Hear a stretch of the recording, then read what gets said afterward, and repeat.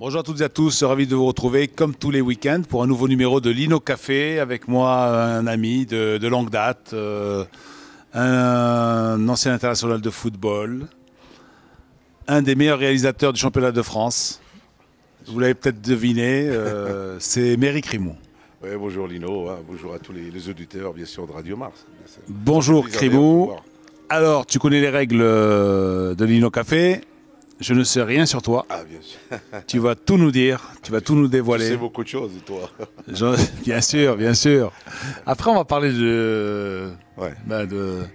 De quoi on va parler d'un certain tournoi de Paris, par exemple. Ouais, hein, bien sûr. Et puis la bande de copains de Crimou, au quartier latin. Hein. Oui, bien sûr.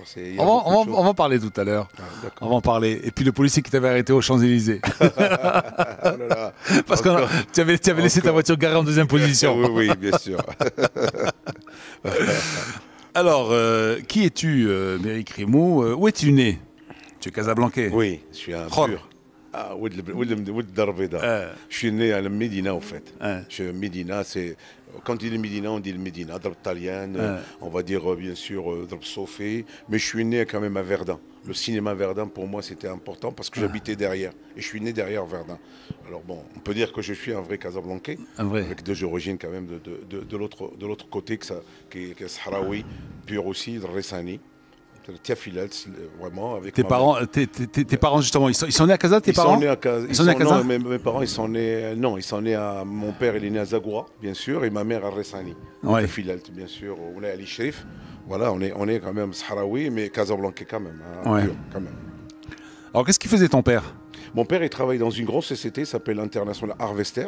Il travaillait tout ce qui est montage tracteur. Ça veut dire il avait voilà, il était monteur d'ailleurs Fadr Sultan, en grande société d'ailleurs. Et le patron, il est vivant encore, que je vois de temps en temps au CAF. Qui me salue et qui me parle de mon père. Ça fait plaisir. Ah bon, c'est certain. Oui, je le connais. C'est un monsieur que je vois au CAF, bien sûr, et qui est café. Tu te souviens de son nom? Non, je ne vois pas, mais je le vois tous les jours parce qu'il est membre d'ailleurs. Et il m'a parlé de mon père. Il me dit ton père, c'est un homme pieux, un homme vraiment droit. Et en plus, il était syndicaliste à l'époque. Et il m'a dit, alors franchement, il ne ratait rien. Alors quand il me parlait de ça, ça me fait plaisir parce que bon, quand même. Ah oui, absolument. Quand même, qui a connu mon père. Et moi, voilà, c'était un gars qui travaillait dans cette société-là, avec ma mère qui s'occupait de nous parce qu'on était quand même. Je ne sais pas si ça existe toujours d'ailleurs cette société. Non, ça existe toujours. Non, il n'existe plus. Elle a été rachetée. C'était les fameux tracteurs américains et tous les matériels de TP aussi. Il y avait de tout. Il y avait de tout. Mais mon père, il était monteur. Alors c'était les belles époques des années 70. J'allais quand même, quand je venais de France, j'allais le voir, leur dire bonjour à l'usine à l'époque. Voilà, ça fait plaisir de revoir quand même où il travaillait, mon père. Alors, tes souvenirs d'enfance, ils remontent à quel âge? Ta première école primaire? Tu vas à l'école primaire où dans le quartier? J'étais à l'école primaire Charcot. Charcot, c'est l'équipe Charcot. Enfin, on dit maintenant, c'est l'école Charcot. Il est à côté de l'Issylioté. Et c'est vrai que c'était avec mon frère Mousse. On était tous les deux à l'école. Et c'était quand même marrant parce que j'avais le prof, l'enseignant qui nous préparait l'école, qui était enseignant à l'époque, c'était mon frère. Mais j'ai commencé à Charcot, c'est une école qui est à l'Issylioté. Et j'ai commencé là, bien sûr, avant quand même l'école coranique. Parce qu'on avait l'école coranique, là, c'était pas mal. Évidemment. L'école coranique, c'était fabuleux parce qu'on était à l'école, vraiment, voilà, on apprenait quand même qu'est-ce que c'est qu'est-ce que c'est la religion, qu'est-ce que c'est la prière, qu'est-ce que c'est, voilà. Ça, c'est un souvenir que j'oublierai jamais. Et qu'est-ce que je voulais dire? Tu as un souvenir d'un enseignant particulier, d'un instituteur, d'une institutrice? Je me rappelle toujours de notre prof, le prof quand même de la géographie à l'époque, c'était l'histoire-géographie, et surtout le prof d'éducation physique, parce que c'était quelqu'un qui venait me voir. Il me parlait de foot. Et j'avais une culture, ça veut dire que je lisais un peu à l'époque les journaux et tout.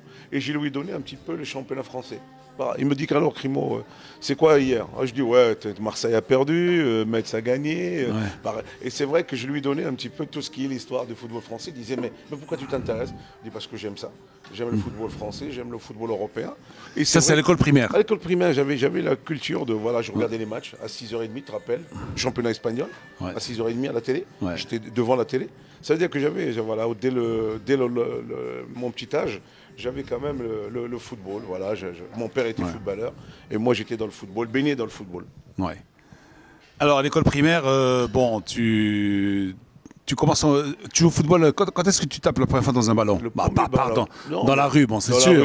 C'est sûr, mais je vais dans un club. Le club minime. Alors dans la rue, tu joues avec des copains? Des copains, bien sûr. Ouais. Tu te souviens d'eux? Tu les revois de temps en temps? Ah oui, oui. Tu les revois de temps en temps? Je les revois. En plus, je m'occupais de mon équipe. C'est-à-dire du quartier, on avait une équipe. Tu sais, à l'époque, tu étais déjà un leader, alors. Oui, oui. Tu étais un leader avant l'heure. J'étais entraîneur, j'avais mes ballons, j'avais mes tenues, j'avais mon équipe. Mon ballon. Mes cotisations. Ah bon? Ah oui, on cotisait, on avait toutes les semaines, on cotisait, c'était 10 dirhams à l'époque. 10 dirhams, dans le mois, ça nous faisait acheter les tenues. Alors on avait des tenues à Bourgogne. Parce que je suis attends. Alors tu avais quel âge? J'avais quoi? J'avais 10 ans. 10 ans. Il y a 10 ans déjà, tu gérais ça? Je jure, je gérais ça. Mais c'était extraordinaire. Je gagnais des trophées dans le quartier. À 10 ans, tu avais ton équipe de quartier, tu l'as gérée toi-même, oui. Avec vos licences, avec votre petite comptabilité. Comptabilité, tu connais. Oui, je veux dire, bien sûr. Bon, de quoi vous achetez les tenues, les sodas, les limonades et tout ça. Absolument. Voilà. Bien sûr. Et ça fait plaisir parce que c'est là où on disait le football de la rue. Le football de la rue, c'est ça. Ça nous a appris beaucoup de choses. Ça nous a appris d'être responsabilités, d'avoir une équipe, de faire des tournois, de faire des choses. On faisait même voilà, on avait des tournois à travers le quartier. C'était Bourgogne, il y avait Dalbrelef, il y avait. Tu joues pas contre Choukri, non? Choukri, oui, je l'ai connu après, oui, bien sûr. C'était mon quartier aussi. Ftah. Bien sûr. Ftah Lalaoui, pareil. Il était dans l'équipe à un moment donné, il était dans notre équipe. Et on a créé une équipe quand même de quartier. On a resté longtemps, moi. Avant de partir en France, mon premier licence, c'était l'ASPTT de Casablanca. Et on s'entraînait au stade Pergigo. La SPTT, oui. Et c'était quand même, voilà, c'était mes premières licences minimes à l'époque. Je me rappelle toujours et j'ai toujours cette licence. Alors, quand est-ce que tu... Bon, justement, de la SPTT, tu as la RAPC aussi. Oui, c'est après. Mais la SPTT, c'était les minimes. Là, j'ai connu ce que c'est les minimes. Alors, minimes. Qui était ton premier entraîneur? Mahjoub, un gars qui travaillait à la SPTT. C'est des gens parce que le club à la SPTT, il y avait un club et on s'entraînait à Pergigo. Et mon entraîneur s'appelle Mahjoub.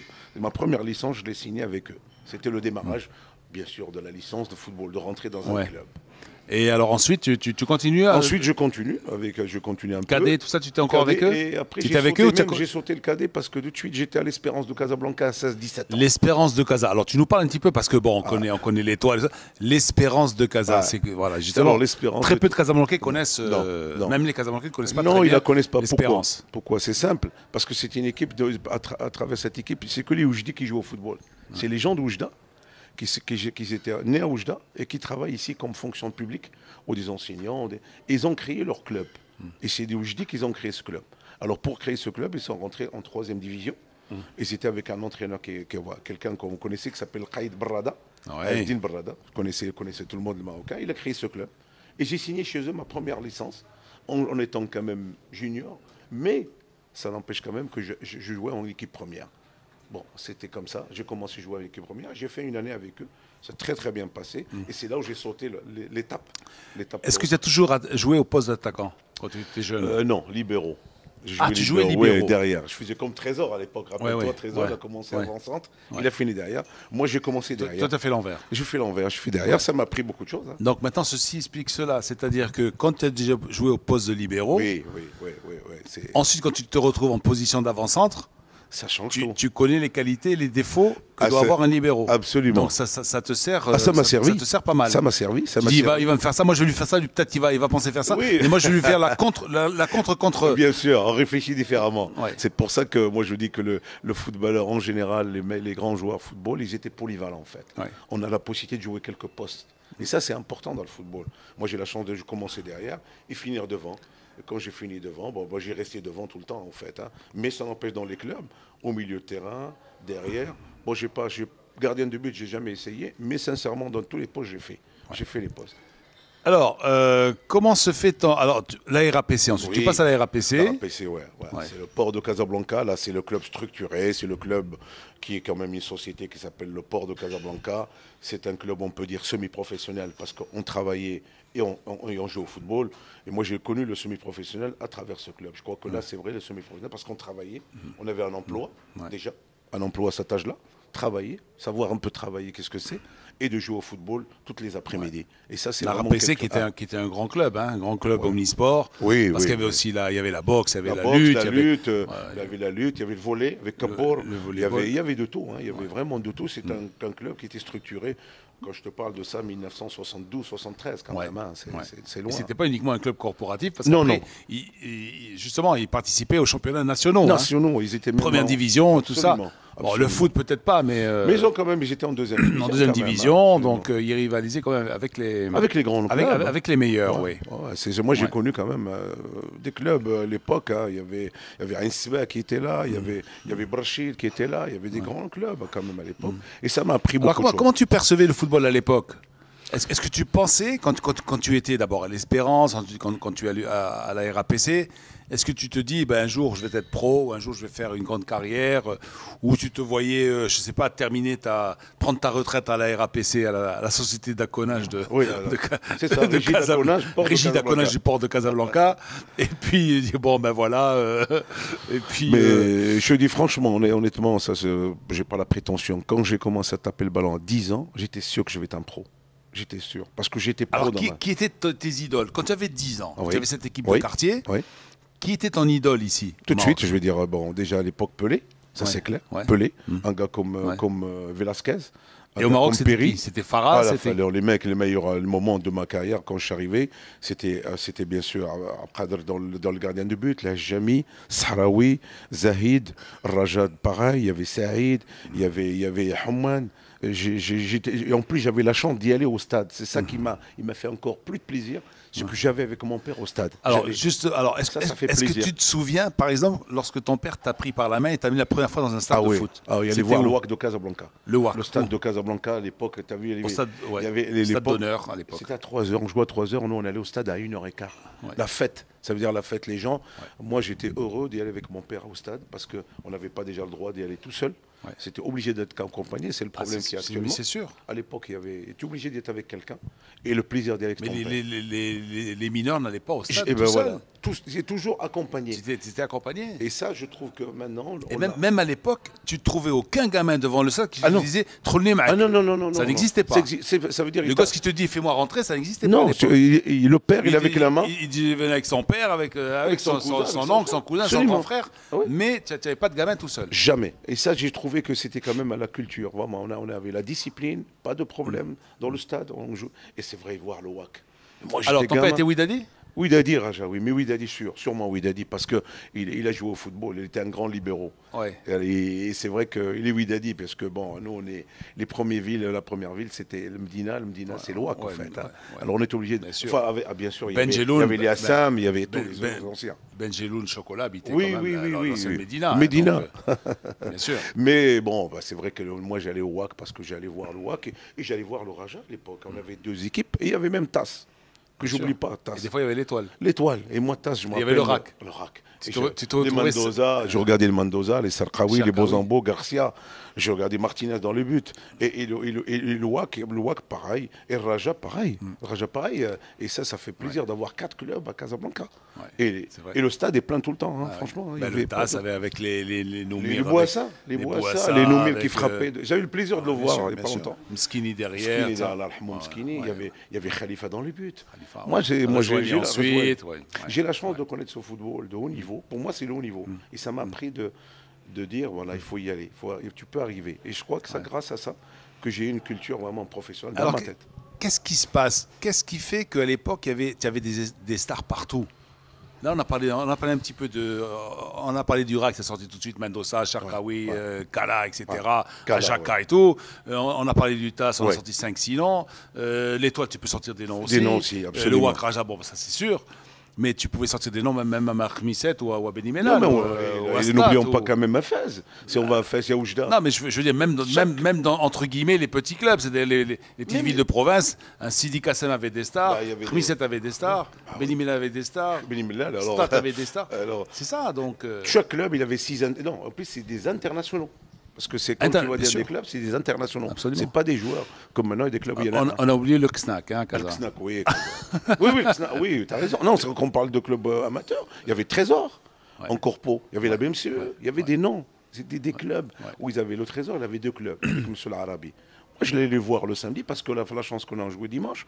Mais le samedi, si je pars pas au stade, je pars le matin, où j'y vais? Je vais à la CMC et je vais à l'Ideal. Qu'est-ce que je vois? Le volley. Ouais. Je me tapais le volley. Le volley, Bien sûr. c'était manuel, le basket. Mais c'est vrai, On avait la chance qu'à d'avoir- l'époque, on passait nos week-ends sur les stades. Sur les stades. Et Sur les c'était stades. le haut niveau. On voyait un match de basket, on voyait un match de volley, Oui. on allait voir du hockey. Du Moi, j'avais des copains qui jouaient au hockey, donc on allait jouer au hockey. Oui, on il y allait voir avait le terrain hockey. gazonné au Raja. Bien sûr. Et puis alors, le foot corpo. Le corpo, ça, le c'est samedi, sûr. tu es obligé de Ça, c'est ce qui m'a fait aimer le foot. Ah, hein. moi, c'était- C'est les corpos. Voilà, Au l'après-midi. Stade Philippe. Stade Philippe. Attends, tu avais 2 super matchs. C'est quand il y avait les noms, je ne vais pas citer parce que c'est la radio, mais il y avait des clubs quand même très Bah oui, non, mais de importants. toute façon, bah, il y a les Manatex et compagnie. Voilà, Manatex, bien sûr. Il y avait justement Bien le, sûr. le- Il y avait le les Trésor, banques. il y avait les banques, la Il y avait BNCE. les banques, il y avait la C'était BNCE, énorme. il y avait l'énergie électrique, il y avait Les après-midi. CSE, il y avait, bien sûr, CMC, il y avait la mobile, Oui, mobile. J'ai il y joué avait la dedans. mobile, il y avait plein de clubs, il y avait, Alors, qu'est-ce qu'on peut dire? il y avait la Somaka, C'est l'équipe de. Comment c'est l'auto avec Hamman. bien sûr. Il y avait, et en plus, le problème, ce qu'il y a, c'est les joueurs qu'on se trouvait. En corpo, ils jouaient en première, équipe Absolument. première, parce qu'ils travaillaient. Ouais. Ce qui fait, ils pouvaient jouer. La aussi. double licence. Absolument. La double licence. Parce qu'ils travaillaient. Et des fois, tu te retrouvais avec un camarade de club, tu te retrouvais adversaire le dimanche, Le et vice dimanche. versa. Ah oui, ça c'est clair. En Parce championnat. que bon, ils travaillaient dans des endroits différents, donc ils jouaient en corpo, et puis ils se retrouvaient après camarades Absolument. dans une même Eh oui. équipe. Mais ça, c'est bon, on ne peut pas le retrouver maintenant. On les a retrouvés que nous en les années 70-80. Mais maintenant, c'est fini tout ça. Alors- mais ça n'empêche. Et alors pourquoi aujourd'hui on n'a plus ces stars-là? On dirait que c'est stéréotypé. Parce que franchement, aujourd'hui, même si tu dois dire, bon, oui, il y a quelques stars, enfin, si on veut, il y a des joueurs qui sortent du lot. Voilà. Moi, je peux pas dire. Est-ce qu'on peut dire qu'aujourd'hui, dans notre football, est-ce qu'il y a des stars ou il y a simplement des joueurs qui sortent un peu du lot? On peut dire que des joueurs qui sortent du lot, des stars, on ne peut pas dire des stars. Parce Les que Farhas, qui est Farhas Qu'est-ce aujourd'hui? qu'on peut, voilà, Qui sont les Farhas? qu'est-ce qu'on Qui sont peut faire? On s'identifie à Farhas Zahraoui, Senga maintenant. qui sont les Azaz? Qui sont les. On peut, c'est même quand on leur pose la Les question. Sreita, Ouais, on les peut pas dire- Bouderbala, Absolument. les Saïd. Tous les gars, bon, à l'époque, il y avait aussi, il faut dire la vérité, moi je trouve que ce qu'il y avait un grand championnat. Il faut dire, il y avait un grand championnat. Dans tout le Maroc, il y avait un grand championnat. D'ailleurs, tu as cité les villes. Quand tu pars de là-haut, tu pars Oujda jusqu'à Casa, les villes, les grands noms, les Ben Imla, les Sidi Qassam, le Oujda, le Mas, ici il y avait 3-4 clubs. Ça veut dire un championnat quand même qui était au haut niveau. Et les joueurs aussi, parce que les joueurs, il y avait, je te dis... il y La avait- preuve, c'est que des clubs comme Benimela ont été champions, Stade ont été champions. Oui, et Oujda, Et, il était champion. Le Oujda, Fès, bien alors sûr, n'en parlons bien pas. sûr, bien sûr. Et les régions, et c'est vrai. Et en plus, il y avait 7-8 internationaux. Quand moi je vois le MAS, et ben le MAS, vas-y, Tazi, Gzer, Mouledris. La coupe 76, Zahraoui. la coupe 76, il y a Et quand même j'ai la chance de jouer un petit peu avec ces gars-là. Mais c'était pour moi, c'est des phénomènes. C'est des phénomènes de football. À Oujda, c'est pareil. J'ai la chance de connaître un gars comme Smeri, Belhiwan, Lchab, Jbara, Mustafa. C'était la folie d'avoir ça. Quand tu descendais encore à Blimellal, je connais Walad, Najah, Najah, tout ça, bien sûr. Sarqaoui, j'ai la chance de les connaître. Bien sûr. Ça, c'est- Et à alors- Stade, il y avait une belle Et brochette. Stade, n'en Il y parlons avait une pas. belle brochette. Hein. Marty, Alaoui, Alaoui, tout ça, Gabari, ouais. qu'est-ce que tu vois, Slimani. Bien sûr. C'était de la Slimani. folie, ça. Marfo Asmito. Qui a joué un petit peu à Paris. Oui, qui joue à Paris, qui joue à Paris Saint-Germain. Kassem Et- Slimani. Un grand libéraux. Un grand libéraux. Allah yarhamou. Voilà. C'est Moi, quelqu'un c'est de- un phénomène. Ouais. Avec le Marté, bien sûr. Ouais. Et ça, c'est ça. Alors, comme tu as parlé de Bien ça, sûr. dans les clubs, tu ne peux pas retrouver ça. On peut trouver toujours. Là, c'est pas la star, le bon joueur, mais pas la star. Ouais. La star, c'est un peu dans tout, sa morphologie, dans sa vie, dans le comportement. Et ça, on ne retrouve pas. C'est pour ça que je dis, on a la chance de connaître ces gens-là. Et je crois qu'ils sont stars, mais ils n'ont jamais été stars pour eux. Ouais. C'est des gens qui jouent au football. Dernièrement, j'ai Alors, vu comment Saharoui. tu tapes dans l'œil des responsables de Bastia? Sincèrement, j'ai beaucoup de chance. Je suis bien sûr, fait un je suis tournoi, je crois, un non croyant. Simplement, j'étais avec l'équipe comme on appelle, du RAPC. On jouait au stade FIDA. Stade FIDA, stade terre battue, un grand stade. Ouais. Je joue un grand championnat. Moi, je joue au championnat. Et j'ai fini le match et j'ai quelqu'un qui va vers moi. Qui vient vers moi, qui me dit, vous êtes Tiki? Je dis, je m'appelle Mireille Crimo. Je dis, bon, je lui donne le nom. Et quelqu'un qui m'a dit, attention, c'est le Khalfi. C'est le Khalfi, lui. Je lui dis, ah, c'est le Khalfi. Il m'a dit, tu sais, je te prends en sélection. Tu rentres en stage. Je dis, bon, quelle chance que j'ai. Quelle chance que j'ai. Et c'était un match de championnat où je jouais. Et lui, il était fasciné par ma taille. Tout. Il m'a dit, Krim, je te prends en sélection. Je dis, bon, ben, ça y est. Fahmi, d'ailleurs, c'était mon président. Il m'a dit, voilà, tu te mets en contact avec Khalfi. Et on a fait le stage avec l'équipe nationale junior pour aller où? Pour aller à Bastia. Bon. Alors, il y avait qui avec toi? Alors, je dis le nom. Alors il y avait... Non, n'oublie pas, sinon non, ils vont se vexer. N'oublie pas. Non. Avant-centre. Boussati. Fethi Jamal. Abdelrazak. Raja. Très, très bien. Il y avait moi-même. Il y avait Noumir dans le gardien de but qui jouait à Berkane. Il y avait deux joueurs, c'est vrai, j'ai deux joueurs de Mohamedia, je ne peux pas dire le nom, que je connaissais. Il y avait Rafahia. Oui. Ben voilà. On était vraiment une quinzaine de joueurs de première division. Et j'étais le seul qui jouait en troisième division à l'époque. Ça veut dire que quand même, Khalfi, il a pris énormément de risques avec moi. Pourquoi? Parce qu'il sélectionne quelqu'un pour la première fois. Et qu'est-ce qu'ils te disaient, tes camarades? Ils te chambraient pas? Ils te disaient, tu viens de la troisième division? Oui, mais même, Dieu le sait, avec il a quand même parlé avec Khalfi. Il lui dit, écoute, Krim, tu nous prends quelqu'un de troisième division. Il lui a dit, écoute, tu verras. Ou à l'époque, c'est vrai, il est encore vivant, comme président de la sélection, c'est Roulem. Ah, Roulem, oui. Le maître Roulem. Il est parti avec nous. Au Madak Raja ou là? Oui, il était avec Raja. Oui, Raja, parce qu'il voulait que je vienne en Raja, tu connais, et je te raconterai l'affaire. Mais j'étais avec lui comme président de le comité qui est parti à Bastia. Et ben voilà, c'était ma première sélection. Partir avec ça. En fait, il a pas pu t'amener au Raja parce qu'après, tu es resté à Bastia. Oui, parce que je voulais que j'aille. D'ailleurs, il m'a fait entraîner avec le Raja un petit peu. À l'époque, il y avait Bakar Rahmou, c'est vrai. Il y avait Bakar Rahmou, il y avait Etrami qui était là. Il y avait Fakher qui était là avec nous. Et j'ai commencé à jouer avec eux. Bon, mais heureusement que je n'ai pas signé. Bon, c'était comme ça. C'est comme ça, mais j'ai choisi l'autre côté. De toute façon, tu n'as pas de regrets. Non. Pas avoir de regrets. Parce que ça fait quand même pas de regrets, mais bon, c'était quand même... Je crois qu'en fait... moi, c'est en revoyant tes chiffres, justement, en préparant l'émission, que j'ai regardé un petit peu tes chiffres. Ouais. En fait, je les avais oubliés, ces chiffres. Le nombre de buts que tu as marqué, 103 buts, le nombre de matchs que tu as joué en championnat, 337 matchs. Ouais. Attention, et oui, chères auditrices, chers auditeurs, notre invité ce matin a joué quand même 337 matchs en championnat de France, il a marqué 103 buts. 103 plus la Coupe d'Europe. 103.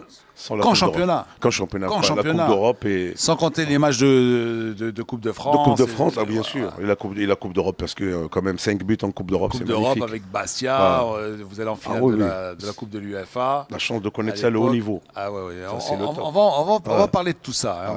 C'était inoubliable. C'est vraiment, tu as un palmarès impressionnant. Ouais, c'est une carrière. Alors comment ça se fait? Comment vous faites? Alors, tu sais qu'est-ce qu'on va faire? Oui. Bon, tu sais qu'on a des pauses. Bien sûr. On écoute la musique. Ah oui. On écoute la musique. Bien sûr. Alors, mais la musique, c'est l'invité qui la propose. Ouais. Alors, tu vas nous proposer une musique, une chanson. Qu'est-ce que tu aimes particulièrement? Moi, j'adore ce qui est le marocain, bien sûr, et bien sûr l'égyptien. Mais je suis avant tout, c'est les Marocains que j'ai connus. Marocain, qu'est-ce que je connais bien le Hiyani. C'est quelqu'un que j'ai beaucoup de respect. Tu as une chanson particulière de Hiyani? Rahila, pour moi, c'est la meilleure chanson qu'il a et que j'ai chanté avec lui. J'ai la chance de chanter avec lui. Ah, tu l'as chanté sur scène, absolument. J'ai chanté avec lui. Raconte-nous ça. C'était une chanson. J'étais avec mon agent, qui s'appelle le Sud Ribeiro, qui est vivant. Et on allait dans un grand cabaret qui était juste à côté de Marché Central. Que je rentre là, je bois un verre avec mon agent. Et je vois le Hiyani qui rentre.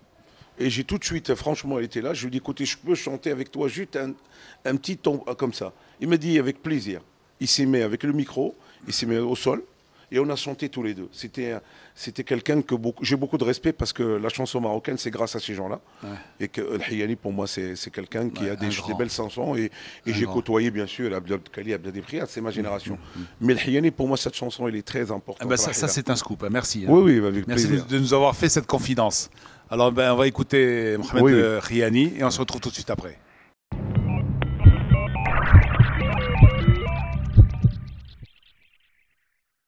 Voilà, c'était Mohamed Hiyani, une des plus belles voix de la chanson marocaine. Hein. Merci quand même de me la passer parce que c'est vraiment un souvenir. Quelqu'un qui nous manque beaucoup, je dirais. Bien sûr.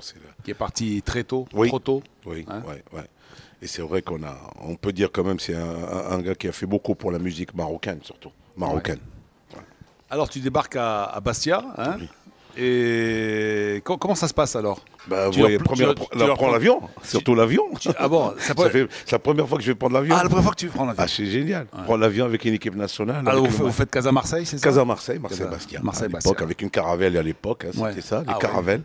Et monter dans un avion, être avec. Voilà, c'est surprenant. La plupart d'entre vous, vous prenez l'avion pour la Non. première fois, non? Non. Tout le monde. Non. Je crois que tout le monde Ah, a tout le le- premier voyage. tout le monde a Mon le voyage, premier le premier voyage. voyage, Ouais. parce qu'on avait quoi, 17-18 ans. Ouais. Et d'y aller en première fois à l'équipe nationale, bien sûr, c'était. Alors, dis-moi, vous avez des survêtements impeccables, vous avez des tenues, ou c'est comme maintenant où chacun est habillé d'une façon? Non, c'était l'époque, non, survêtement de l'équipe nationale, c'est vrai. Bon, Le un survêtement. survêt, Le Khelfi, il est quelqu'un qui est adorable parce que voilà, il Ouais. aime bien la perfection. Ouais. On avait le survêtement, on était allé en survêtement, on est passé quand même presque un mois là-bas. Et c'était dans une université d'ailleurs. Une école, on était dans une école, en fait, on dormait là-bas, dortoir, mais avec tous les pays. C'est ça qui était le plaisir. Le tournoi de Bastia, c'est un tournoi qui est connu. Ouais, c'était par équipe nationale? L'équipe nationale, bien sûr. Ouais. Il y avait les Hongrois, il y avait les Allemands et le Maroc. Avant qu'on par nous, le Maroc était avant. Ça veut dire l'équipe d'El Shehab et tout. Ils étaient là-bas, ils ont gagné le tournoi avant nous. Ça veut dire que c'est la troisième fois qu'on en arrive. Ah, C'est-à-dire que d'accord. le Maroc, il était toujours invité à Bastia tous les Bastia. ans. À C'était un Bastia. tournoi de Bastia comme le tournoi de Nantes, Montaigu, un tournoi très connu. Ouais. Trabat n'était pas déjà là-bas, non? Pardon? Trabat, Robert Trabat. Non, Trabat, non. Je l'ai connu après. Après. Ah, je l'ai connu après que, notre Trabat. Ça fait Ouais. plaisir de Robert. le voir, Robert. Robert Ah Trabat. ouais, j'ai la chance de connaître ouais. sa famille, ses frères. Et qui, voilà. À l'île Rousse, je crois. À non? Île Rousse, et Ouais. il était à Bastia. Son cousin, il était à Bastia. Il avait une carrosserie, que d'ailleurs je connais très très bien à Bastia, d'ailleurs. Très très très connu, hein, Trabat. Alors, tu nous parles de ce tournoi, c'était Ah oui, c'est alors un groupe d'abord? Un groupe, bien sûr. Un tournoi. Vous êtes avec qui dans le groupe? Avec la Hongrie. Il y avait la Hongrie, il y avait l'équipe de France, mais sud-ouest. Ouais. Sud-ouest. Il y avait les Allemands, bien sûr. Et il y avait une autre équipe, je crois, c'était un autre pays que je ne me rappelle plus. Ça veut dire qu'il y avait dans le groupe 4 équipes dans le Maroc. Et on a commencé le tournoi comme ça. Alors, qu'est-ce que vous faites tu te souviens des scores? Non, je me souviens combien j'ai marqué, peut-être. Je me Ouais. rappelle. J'étais meilleur buteur de ce tournoi. Meilleur buteur, meilleur joueur. Normalement, on avait le tournoi, on avait ramené meilleur buteur, meilleur joueur, meilleure défense, meilleure attaque et meilleur gardien. Et il y avait la Tunisie, pardon, avec Chouchan, avec un gardien que je connais parce que c'était ami avec moi, s'appelle Chouchan, qui était gardien, et la Tunisie. Et c'est vrai que voilà, et ce tournoi, je me rappelle toujours, on a gagné les Allemands 3-1, dont j'ai marqué 2 buts, et on gagne le tournoi 3-1. Je me rappelle toujours 3-1. Et bien sûr, c'était la folie quand même, un grand tournoi comme ça. Et on a ramené tous les trophées, on les a ramenés d'ailleurs. Dans l'avion, on avait tous les trophées. On avait tous les trophées. Tous les trophées, on les a emmenés. Parce qu'on était la meilleure équipe. On vous a pas fait payer le surpoids, non? Non, c'était plaisir de voir ça. D'ailleurs, nos coupes, je ne sais pas qui est-ce qu'ils les avait, mais vous pouvez toujours demander à Roulam. Sincèrement, on a même le trophée de meilleur joueur, meilleur gardien, je l'ai pas ramené. Demande à Roulam si c'est lui qui a les coupes à la maison. Bien sûrement à la maison. mais c'était quelque chose de fabuleux. Et bien sûr, avec. Et mon cadeau, je me rappelle, c'est ça que je dis. Le Khelfi, je me rappelle, il m'a acheté un kawaii. Il m'a acheté un kawaii. Je me rappelle Adidas, il me l'a donné. Il m'a dit, tiens, un cadeau pour toi. Je te jure, ça, je me rappelle toujours. Personnel. Il me l'a donné, je me rappelle toujours. Et il m'a dit, tu verras, il y aura des gens qui vont venir te voir. Et franchement, et c'est là où j'ai vu. Alors, est-ce que tu es approché par les responsables du Bastia déjà sur place ou c'est après qu'ils viennent? Ah non, il m'a dit. Donc toi, tu rentres au pays? Non, je rentre avec pas. l'équipe. Tu es resté? Non, je reste. On a resté encore 2 jours. Ouais. Et voilà que le soir, après la finale, je vois quand même un président, un entraîneur et un directeur technique arriver à l'hôtel. Les 3. J'ai dit, mais Et attendez. les noms? Les noms. Cahuzac. Cahuzac. C'est notre un entraîneur. grand monsieur. Président Nathalie, sénateur, le Paul Nathalie. Et bien sûr, le pauvre, bien sûr, qui est mort, Jules Philippi, directeur sportif du club. Ces 3 jours, il m'a dit, voilà, on a 3 dirigeants qui 3 dirigeants qui viennent, que Khelfi m'appelle, m'a dit, allez, viens. Je m'assois avec eux et on a demandé, ils m'ont dit, est-ce qu'on peut venir voir tes parents? Je dis, écoutez, putain, voir mes parents, bien sûr. Et c'est vrai, voilà. Et ils m'ont proposé de venir 2-3 mois après. Et ils sont venus. C'était une parole donnée. Quelle époque c'était C'était en 73. Non, mais le mois, c'était. C'était l'été, parce qu'on a joué l'été. C'était l'été. C'est l'été. Et Donc ils sont venus, ils sont venus dans l'été pour que je puisse l'été. partir au début de la saison. Ouais. Et c'était le. Alors donc ils viennent à Casa. À Casa, ils bien rencontrent sûr. Tes parents. Le directeur sportif. Toi, tu leur touches un mot évidemment à tes parents. Ah oui, oui, oui. Enfin, mon père, pas à ma mère, parce que ma mère, il voulait rien savoir. Il veut pas. Non, non. Et est-ce que tu avais une idée déjà des prix? Oui, j'ai mon contrat, j'ai le premier contrat, mon premier chèque. Non, mais est-ce que tu étais conseillé? Est-ce que quelqu'un t'a conseillé? Est-ce que d'autres t'ont conseillé? Non, je crois que on était amateurs à l'époque. Il n'y avait pas conseillé, mais d'ailleurs, quand ils sont venus discuter avec moi, après ils sont discutés avec la RAPC, ils n'avaient pas besoin d'argent. J'en suis sûr que l'essentiel pour eux, c'est que le joueur parte jouer à une carrière à l'étranger, l'aider un peu, et ça c'est vrai, le social. Ils l'ont fait pour moi. Alors tu débarques? Oui. Tu débarques à Bastia? Je sais pas que je débarque, ils sont venus me chercher. D'ailleurs, je crois que c'est ça que je dis aux gens. Je suis pas allé en France comme ça. Hein. C'est qu'ils sont venus pleurer pour que j'aille en France. Parce que c'est ça l'avantage. C'est d'être un footballeur dire. Moi, c'était ma carrière aussi. Mais c'est vrai qu'un dirigeant qui vient parler avec ma mère. Mais c'est juste, tu fais bien de dire ça. Parce qu'aujourd'hui, un footballeur, c'est quoi? C'est une marchandise. Bien sûr. Alors, tu as l'agent qui te propose. Bien sûr, l'agent. Comme une vulgaire marchandise. Oui, voilà. Vous voulez un avançant, vous voulez un défenseur, vous voulez un... Bon. Absolument. Là, non. Là, ce sont des responsables qui disent, voilà, ça c'est un joueur dont on aurait besoin. Absolument. Et ils viennent, donc... Ils sont déplacés. À l'époque, il n'y avait pas d'agent. C'est le directeur sportif qui vient, qui demande... Bien sûr à mes parents, surtout à ma mère, parce que ma mère ne voulait rien savoir. Il leur a dit, écoutez, vous partez, vous sortez de la maison, je ne vous donne pas mon fils. Et c'est mon père qui a commencé à lui parler, lui a dit, écoute, laisse-le partir, il va jouer au football. Il n'a pas compris le truc. Il va ramener du fric. Non, mais sincèrement, c'est même pas... Voilà. Il n'a même pas parlé de ça. Il lui a dit, il est footballeur, il a envie de partir, laisse-le. Bien sûr. Et j'ai la chance d'avoir un père quand même qui était footballeur. Autrement, il me disait de rester là. Et Jules Philippi, je me rappelle toujours, il m'a dit, écoute, on reste calme, on va attendre un peu, et après, j'ai donné l'accord, c'était un accord signé pour dire, voilà, je laisse mon fils partir. C'était quand même une autorisation. Hein. C'était quand même quelqu'un qui te ramenait, d'ailleurs on en parlera, mais je ne suis pas parti tout seul. Il y avait quand même quelqu'un qui était avec moi, qui me ramenait en France. Tu n'as pas fait comme Zar, par exemple? Non, pardon. Zar, non, moi je sais pas comme Zar. Moi j'ai qui avait débarqué à Bordeaux et après il a oublié que c'était Reims qui avait envoyé qui avait envoyé l'invitation, qui avait payé le billet du bateau. Le billet du bateau et tout. À un moment donné, il s'est rappelé, il a été tiens, mais en fait c'est Reims qui m'a quand même. Zar, un grand joueur que je salue, un grand joueur que je salue. Alors tu débarques à Bastia. Je débarque à Bastia, c'était voilà. Tu connaissais les installations de Bastia? Oui, parce que j'ai joué. J'ai joué le tournoi. Ça veut dire que je connais le terrain. C'était déjà dans le terrain de Bastia. Je connais le terrain. J'avais des relations. J'avais des gens qui déjà ils m'ont adopté, qui me connaissaient parce qu'ils disaient tu vas venir. Et bon voilà. Mais le départ, c'est vrai que je suis pas parti tout seul. J'ai ramené. Il y avait des Marocains déjà à Bastia? Des Marocains qui travaillaient, qui travaillaient à Bastia d'ailleurs. À l'époque, tu te rappelles d'un J'ai un ami qui s'appelle Brahim qui est toujours vivant, que je connaissais à Bastia. Des gens dans la culture, dans tout ce qui est l'agriculture en fait. Vous savez, la Corse, c'était les mandarines, c'était le raisin, c'était que des gens qui venaient de Berkane, de Nador, les gens saisonniers au fait. Et j'ai la chance d'avoir un Marocain dans un journal qui s'appelle Nice Matin Corse. Le Maroc, Rimo arrive. C'est vrai que ça fait une fierté pour les Marocains aussi. C'était aussi ils étaient fiers de voir un Marocain. Des supporters, bien sûr. Voilà, c'est ça qui ça fait plaisir. Qui étaient tes camarades d'entrée? J'arrivais, je connaissais Paul Marchioni qui était en stage. D'abord, ils étaient combien au classement d'abord, Bastia? Le classement à l'époque, j'étais parmi les 5-6 premiers, puisque le club jouait en première division à l'époque. Il y avait un Claude Papy, j'ai trouvé Claude Papy qui est décédé. Papy qui est décédé sur un cours de tennis. Je trouve Dragan Dzazic, un des meilleurs.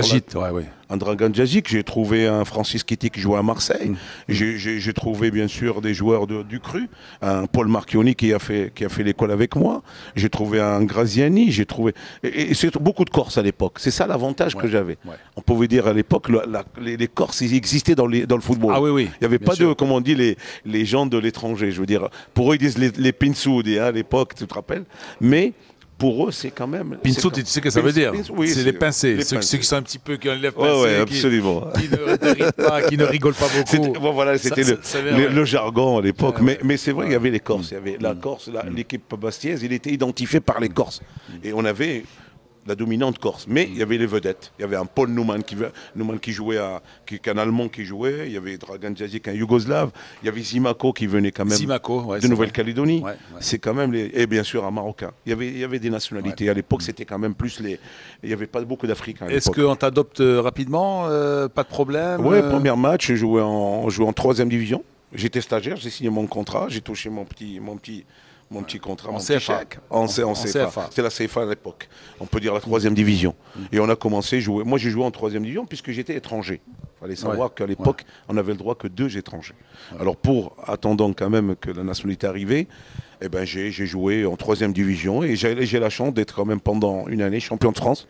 En 1975, champion de France de 3e division. Contre CFA. Malakoff, en CFA, à l'époque. Alors, quand est-ce que tu commences, tu débutes en première division? Bon, en première division, dès que j'ai la double nationalité, j'ai la chance d'intégrer le club à l'époque. Intégrer l'équipe. Dans tout de suite la double nationalité? Ouais, la double nationalité, pendant 6 mois quand même. Il fallait attendre. C'était à l'époque, il fallait attendre. Bon, je savais pas, mais j'avais la chance de côtoyer l'équipe professionnelle. Ça veut dire qu'à l'époque, il n'y avait que 13 joueurs. Et les remplaçants prenaient le matériel et prenaient la sacoche médicale. Il faut dire à l'époque, c'est ça. Les remplaçants, il n'y avait pas comme maintenant, tu avais une trentaine de personnes. À l'époque, tu avais l'entraîneur, il n'y avait même pas l'adjoint. Mais tu as raison. Et ça, j'ai connu ce que c'est le football professionnel. Tu as raison, parce que lorsque nous avons débarqué à l'Inter de Milan avec Aziz Bouderbala, il y avait les remplaçants. Comme Pestil, par exemple. Je connais. Il était chargé de récupérer les ballons à la fin de l'entraînement. Absolument. Et c'est ça le problème. Maintenant, il est directeur sportif de la Roma. Je sais pas si oui, mais c'est. Mais le gars, il ramassait les ballons. Et même, moi, j'avais. Et les copains le faisaient exprès. Le dernier ballon, il le mettait derrière la tribune pour qu'il aille le chercher. Non, mais c'est pour dire que le grand professionnel qui se soit à l'époque, les années 70, sincèrement, il avait bien sûr la sacoche médicale, il avait les ballons, il avait les tenues. Les remplaçants. Ça, c'est pour dire, comme on n'a pas connu, c'était pas la vie en rose. Mais tu as la chance quand même d'être remplaçant. Attention, remplaçant pour nous, c'est quand même important. C'est-à-dire tu rentrais n'importe quel moment. Alors, et moi, je l'ai côtoyé, j'étais remplaçant et je la fermais. Ton premier but en première division, tu t'en souviens? Je me souviens très bien parce que ce jour-là, c'était le Ramadan. Et Jules Philippi me dit, Crime, est-ce que tu peux manger aujourd'hui? Je te donne l'argent. Je dis non, le Ramadan, tu ne me donnes rien. Je vais attendre, je vais manger et je vais jouer. C'était en 1975. On jouait contre Paris Saint-Germain. En nocturne alors? En nocturne. Ils croyaient que moi, j'allais manger. Je dis non, je fais le Ramadan. Moi, j'arrivais. Alors, et c'était en 1975. Et le gardien de but à l'époque chez eux, c'était Pantelic. Et le gars qui jouait, c'était Daleb. Mouss Daleb. Dahleb Mustafa. L'Algérien, là. L'Algérien. C'était l'époque de Bourrelli.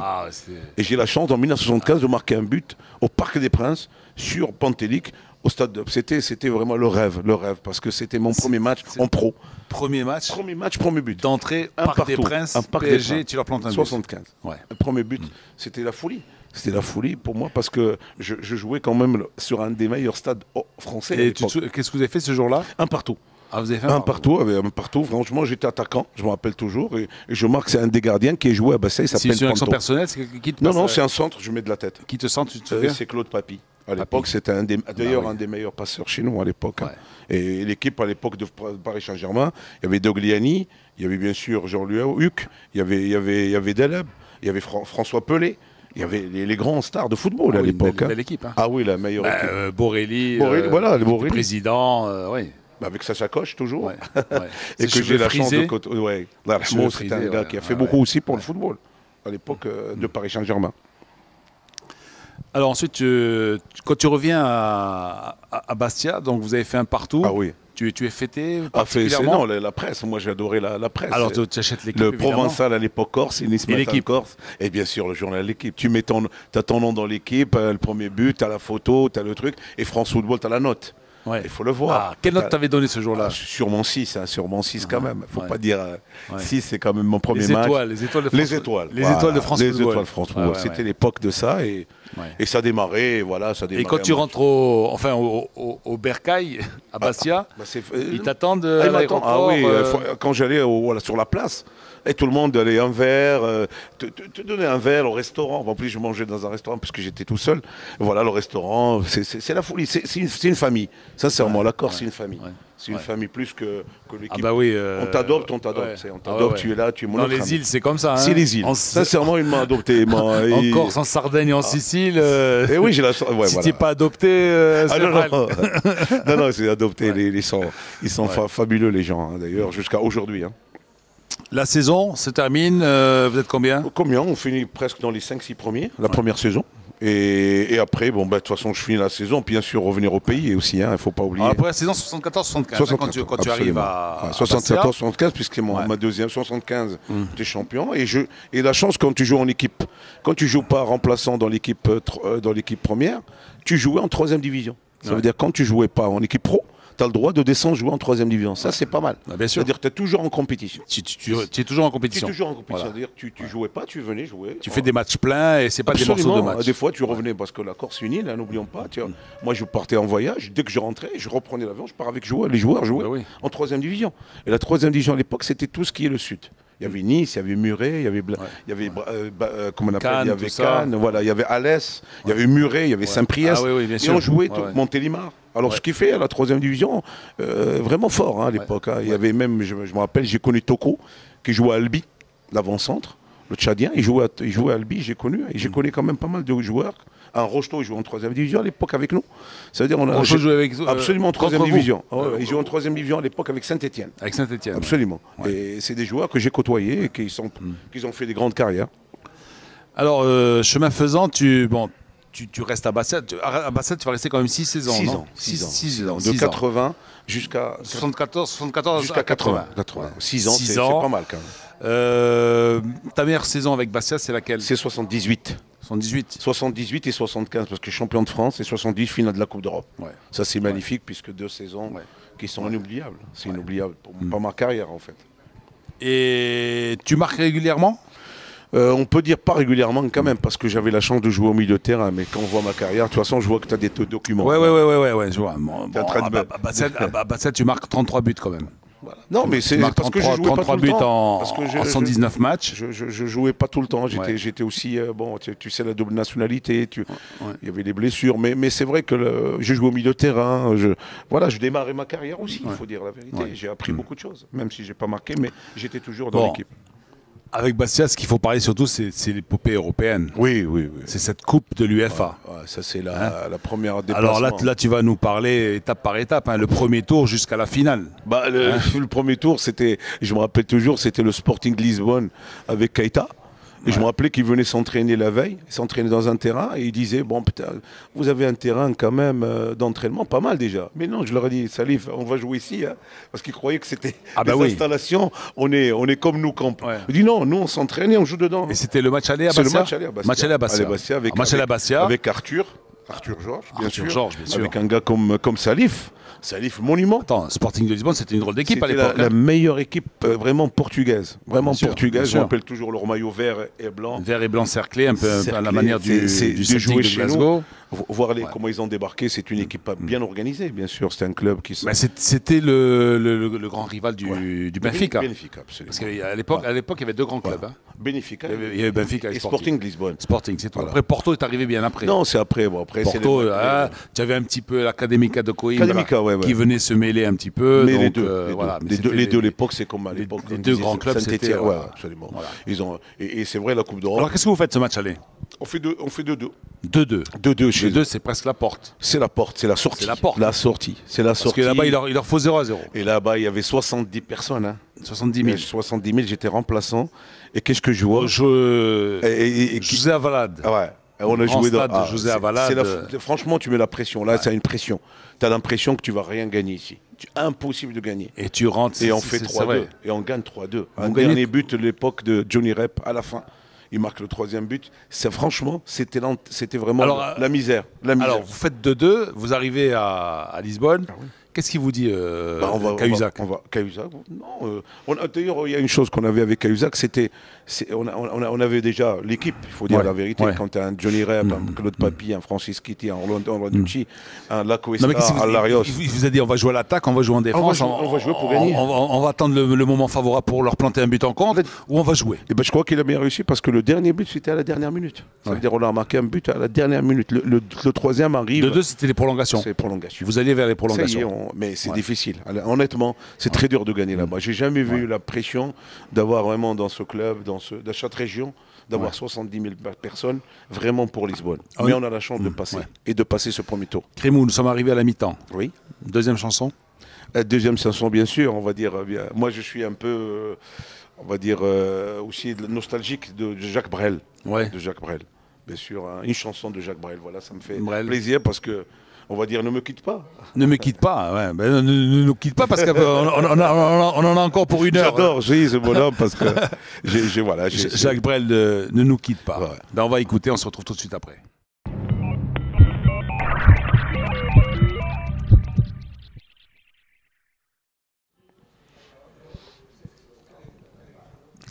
Alors nous sommes au Golden Tulip, notre partenaire justement pour les Lino Café, en compagnie de Méric Rimaud. On vient d'écouter Jacques Brel. Hein. Bien sûr, Jacques Brel, ne me quitte pas parce que c'est un monsieur aussi qui a fait beaucoup pour la chanson française et il est belge quand même, mais pour moi c'est un Français, c'est un pur Français que j'adore et j'apprécie. Ouais, c'est un gars très très bien.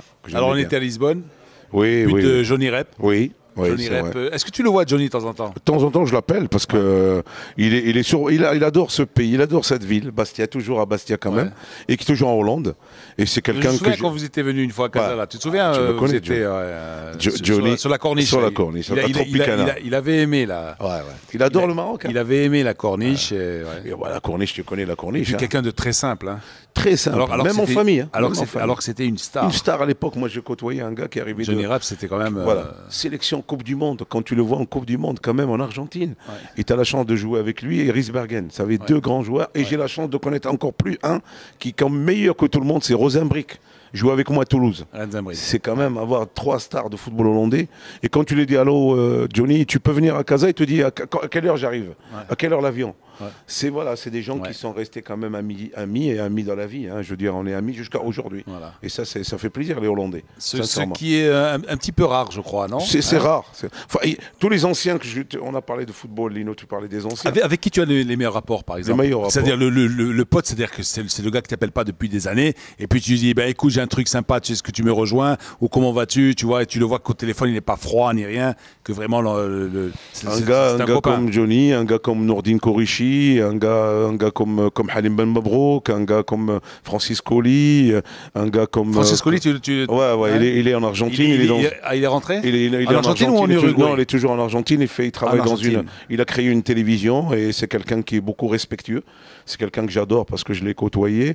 Et les autres, un gars comme Madjer, un gars comme Bellomi, voilà la chance qu'on a dans le football. Madjer, je l'ai croisé une fois dans une tribune c'est spécial, il faut le connaître. Pour un derby USMA MCA à Alger, le gars tout juste il a dit oui, je suis Madjer, tu vois un truc. C'est pour ça que je dis bon. J'étais un petit peu déçu. Hein.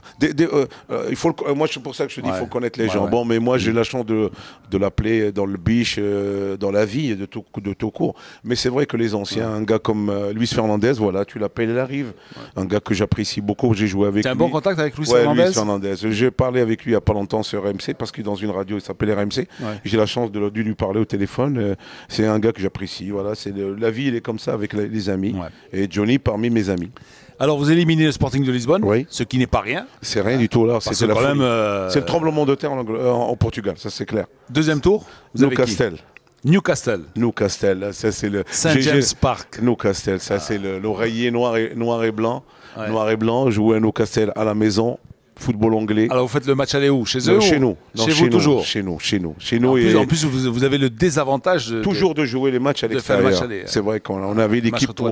Alors voilà, et on a la chance. Et là, qu'est-ce que vous faites quand on fait un match nul aussi. Encore match nul. Encore match nul avec Newcastle à l'époque.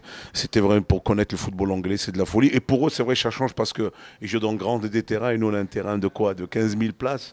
Il va exploser quoi. Mais ils ont découvert un terrain. Je crois, à mon avis, ça aussi, c'est pour nous l'avantage de jouer sur ce terrain-là, parce que personne ne peut connaître ce terrain. Il n'y a que nous qu'on le connaît. Hein. C'est un petit chaudron. Un petit chaudron. Voilà. Et alors, vous allez à Newcastle?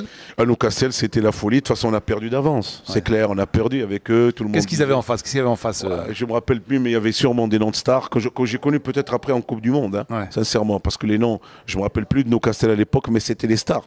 Newcastle, c'est connu à l'époque. C'était Newcastle, Liverpool, Manchester United, Manchester City, Leeds, voilà, c'était connu. Alors Newcastle, pour eux à l'époque, c'était archi comble. C'était un terrain, il va exploser, un terrain en bois à l'ancienne. Et voilà, et ce jour-là, c'était un gars qui sortait du lot. J'étais que remplaçant, c'était Jean-Marie Deserbi qui l'aura fait mal à la tête, avec un Knayer, le fils de Knayer.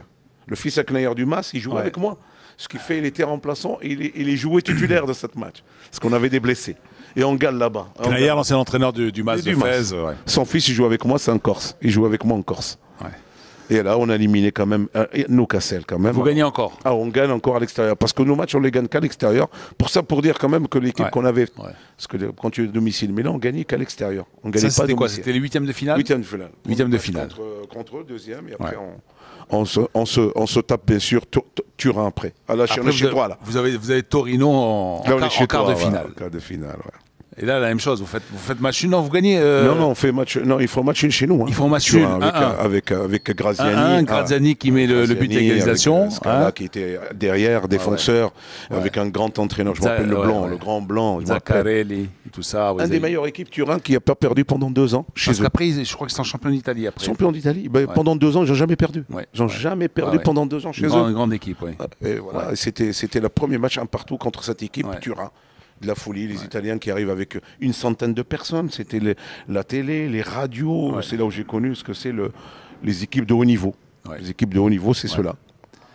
Et alors le match retour, c'est à Turin, retour, bien sûr. Sous la neige. Partir à la neige, la première fois je touche la neige, ça c'est incroyable. Hein. Je touche la neige, je me suis dans la neige, je tombe dans la neige, une ambiance de folie. Et tu marques là. Et je marque, bien sûr, je marque 2 buts. C'était exceptionnel. C'était exceptionnel. C'était voilà, et j'ai toujours l'image de ces 2 matchs-là parce que. Dis-moi, il y a prescription maintenant. Il y a prescription. Pourquoi tu t'avais fait le signe de croix quand tu as marqué le deuxième but? Un signe de croix, arrête. Je n'ai pas fait un signe de croix. J'ai fait la prière. Tu me connais. J'ai toujours. D'ailleurs, le signe de croix, j'ai fait la prière. Je suis un croyant. Et peut-être aussi beaucoup de choses à mon père à ce jour-là, sincèrement. Se mettre à genoux devant la télévision et se mettre devant la télé pour dire à son père merci parce que quand même quelque part ce match-là il m'a appelé, il m'a dit je vais te voir à la télé et après ça il s'est décédé, alors je crois que je lui ai fait plaisir ce jour-là. En effet, parce que le match avait été retransmis par la RTM. 78. Absolument, c'était retransmis, mon père c'était en noir et blanc mais il était retransmis. Mon père est décédé voilà, c'est de la folie. Je me mets, je dis tant qu'à faire, mets-toi à genoux, dis merci à Dieu et à tes parents parce que aujourd'hui ils ont la chance d'avoir la télé et voilà. Et c'était l'adieu de mon père. Parce et battre Torino aussi, c'était pas rien aussi. Hein. À Torino, je me rappelle, je voulais juste changer le maillot. Il voulait rien savoir. Il voulait même pas m'ouvrir la porte. Je lui demandais de changer le maillot avec Graziani parce que moi j'appréciais les gars. Et j'ai dit non. Non, là l'entraîneur était fou furieux, on a perdu contre une équipe, normalement on devrait la gagner. Et sincèrement, je crois qu'ils nous ont pris, à mon avis, ils ont dit que ça va être facile. Ils vous ont pris de haut. Ouais, franchement de haut. Et attention, on fait que 3-2, hein. Attention, hein. Moi je marque le dernier but, mais Graziani, il était là, il y avait une grande équipe. Hein. On avait quand même la chance d'avoir 10 000 personnes. C'était une grande équipe. Hein. La meilleure équipe. Beaucoup d'internationaux d'ailleurs. Hein. Rosato derrière et tout ça, ils avaient une belle équipe. Il y avait une belle équipe au milieu, devant, devant, il y avait une attaque de folie, hein. Mais ils avaient un terrain magnifique, il faut dire la vérité. Hein. Un terrain de Torino, le terrain communal, là tu le vois rempli. Et en plus avoir de la neige, avoir un terrain qui a bâché. Oui, qu'ils avaient déblayé, et puis il y avait des montagnes de neige. Ils ont enlevé le bâche, on a joué. Hein. C'était le professionnalisme. Hein. Voilà, il y avait pas de. Demi-finale. À demi-finale, c'est Zurich, c'est FC Zurich. C'est les Suisses. On va chez Yersa Mustafa. À l'époque, c'était Zurich. On a fait. Là, par contre, on a joué chez nous. Le premier match chez nous. Et on faisait 3-2. 3-2. On a perdu. On fait match nul chez nous. Et on va gagner. Et on va gagner chez nous 1-0. C'est Claude Papy qui marque un but, une reprise de volée. Et voilà, on se retrouve en finale. Et malheureusement, vous échouez en finale. Oui, mais bon, je crois qu'à mon avis, la finale, il faut la jouer sur une finale. Alors, en finale, oui. C'est ça qui est malheureux. Qu'est-ce qui s'est passé là? Ouais, c'était finale, on a les retours. Je trouve que c'est voilà. On préférait jouer contre Eindhoven, jouer un match neutre. Moi, je trouve que c'est le charme d'une finale. Eindhoven, c'est quand même un grand à l'époque. Les frères de Kharkov, c'était les meilleurs à l'époque. Bon, mais nous, on jouait quand même le match aller, on fait 0-0. Avec un terrain lamentable à l'époque, il pleuvait, et on fait 3-0 chez eux. Mais sincèrement, pour nous, la finale, c'était déjà fini. Dans notre tête, il fallait jouer une finale sur un match. On était cuits, parce qu'on a fait quand même la saison, elle était pleine, hein, la saison. Entre la Coupe de France, le championnat, la Coupe d'Europe, c'est énorme. Mais en plus, les voyages qu'on faisait, parce que la Corse, c'est une île, et il fallait se taper les voyages. Hein, parce qu'il n'y avait pas des vols directs. Non. À chaque fois, vous devez faire escale à Marseille, de Marseille ou Paris, et repartir surtout ensuite. Surtout Paris. Alors, pourquoi tu quittes Bastia? 6 ans, c'est beaucoup. c'est beaucoup. 6 ans. 6 ans, Ça y est, tu en as assez de Bastia, Oui, tu en as oui. assez de toi. Non, pas assez de Bastia, parce que pour moi, la Corse, jusqu'à aujourd'hui, je Il y a un retourne. bon rapport encore. C'est bon rapport, ma famille là-bas, Tu es mes encore chez toi, enfants, pratiquement. Je suis chez moi en fait. Sincèrement, c'est une ville où je me sens bien, c'est là-bas. Mais je pars parce qu'il faut une carrière, il faut une vie, il faut créer l'histoire aussi. Alors comment ça se passe? Il y a des déchirements ou bien non, vous vous laissez comme ça, bien, Non, moi, comme j'ai dans une les bonne divorces, relation, un bon divorce. Ouais, en plus, à l'époque, quand je partais, le club a besoin d'argent aussi. Ah, Il faut dire la d'accord. vérité. L'équipe de Et donc ils te vendent à Lille. à Lille, ouais, un Tu vas à Lille. transfert. Ouais. C'était obligé, Transfert à Lille. c'est un transfert. Ils ont gagné, j'ai gagné en fait. On a fait, Ouais. voilà, c'est un transfert. Je suis parti à Lille sans problème, hein, d'ailleurs. C'est au contraire. Je suis Ouais. parti à Lille, je fais une Et à saison. Lille, donc tu fais une saison. Une saison avec Bergerot qui était dans les buts, avec bien sûr Olarivic. Tu fais quand même avec le- 42 matchs avec Ouais, eux. ouais, Et je tu fais marques une- 34 buts. Hein. Ouais, mais bon, la saison. Hein. C'est- saison, moi, je- Non, 14 buts, tu vois. Cette année-là. 14 buts. tu marques C'est un 14 match que buts. je marque à 23 buts. Ouais. Mais une année qui passait et j'étais que prêté après. Ouais. Je fais des prêts. Alors, tu appartiens plus à Bastia, tu appartiens à Lille. Ah, c'était mon contrat à Lille, Et sous c'est Lille contrat. qui t'envoie. Alors là, ça commence la. Là, ça commence le voyage, oui. Alors, tu voyage. vas à Lille, alors Toulouse. Ouais. Alors Lille, ton meilleur souvenir à Lille? C'est de rencontrer un grand bonhomme qui m'a ramené d'ailleurs à Lille, à mon avis, c'est Nordine Kourichi. Un grand ami qui m'a fait connaître le Nord. J'arrive, j'ai connu un gars aussi qui. Alors explique-moi, tu laisses le soleil, Oui. Bastia, Oh là là, t'as le raison. port de Bastia C'est qui est vrai, magnifique, t'as raison, ouais, c'est vrai. le poisson, les Ouais. petits rougets grillés, tout ça, tu Et le vois. petit, hein. on va pas dire le reste Ouais, parce ouais. que je veux pas parler de Ouais. quelque chose que tu aimes, mais bon. Ouais. Et donc, et puis tu te retrouves dans le Schnorr, Ouais, le Schnorr, ouais, le ch'ti. où franchement, Ouais. hein, Chez les ch'tis. Le ch'ti. il faut avoir envie. Hein. Mais qu'on me dit qu'est-ce qu'ils ont à donner hein, comme amitié. Non, il faut avoir envie quand on vient de Ouais, Bastia. quoi. sincèrement. C'est vrai que c'était un changement radical. Mais les gens sont... Mais par contre, ce qu'on peut dire, j'ai pas mal d'amis aussi justement à Lille, c'est qu'ils sont aussi chauds que les Bastiais. Hein. C'est la folie. Ils sont aussi cordiaux. C'est aussi- familial. C'est vrai. Famille. C'est vrai. C'est une Pourtant, famille. c'est les extrêmes. C'est l'extrême, mais c'est une famille. C'est l'extrême nord de la France et l'extrême sud. Absolument, mais Et pourtant, ils disent oui, les sudistes sont plus sympathiques, Ouais, etc. ouais. Les méridionaux, les méditerranéens. Mais eux, ils sont sympas. C'est au milieu que ça se passe moins bien. moi j'ai C'est connu au les milieu. Toulousains, c'est pas pareil. J'ai connu Ouais. le sud-ouest. Mais Ouais. par contre, le nord, sincèrement, c'est la famille avant tout et l'amitié. Alors, L'amitié. tu te souviens d'un match en particulier à Toulouse? À Lille, ah, bien sûr, jouer contre son ami, Nordine Kourichi. Alors, attends. Alors, raconte-moi. Jouer contre lui à un match retour chez lui à Valenciennes, Ouais. où lui jouait stopper, Ouais. et moi j'ai joué avec Metsu, qui était entraîneur du Sénégal. Bruno Metsu. Bruno Metsu. On a fait une année. Jean-François Domergue, qui a joué à Bordeaux, que j'ai connu. Plémelding, l'avant-centre. Plémelding, Plémelding, l'avant-centre. Ouais, et Bergerot. Alors, dis-moi, Champion du monde. est-ce que vous rencontrez Bastia à Lille? Ah, bien sûr. Alors, comment ça se Bah, passe? c'est la chance d'avoir mes amis en face. Et avoir mes copains qui reviennent jouer. Tu as joué à Bastia aussi? Oui, j'allais, bien sûr, j'ai des déplacements à faire. Et alors, quand tu es à Bastia, tu retrouves... C'est les gens, comme d'habitude. L'applaudissement, l'amitié. Ils t'applaudissaient? Absolument. Personne ne t'a jamais Non, sifflé? jamais. Jamais eu un problème encore, ça, sincèrement.